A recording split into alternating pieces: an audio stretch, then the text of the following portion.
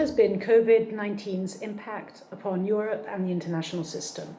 Well, to begin with Europe, after a slow start, not only a slow start, but a start in which national reflexes prevailed amongst member states, in which we saw an uncoordinated erection of borders,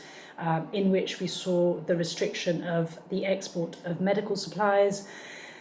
in which there was a first silence by the European Commission and a first false step by the European Central Bank,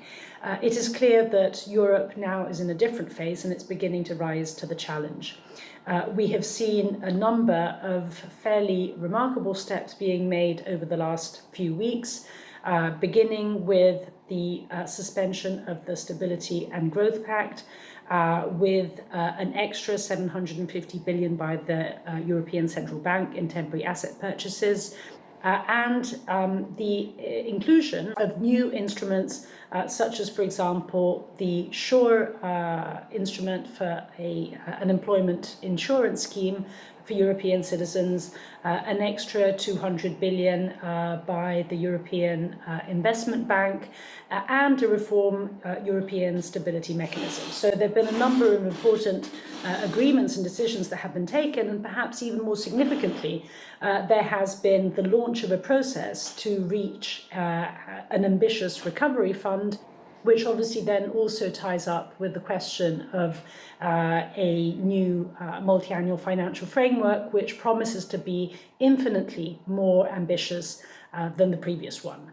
The talk, as we know, is one of increasing the budget of the MFF, basically from 1 up to 2% of the EU's GDP. So essentially a fairly momentous step forward,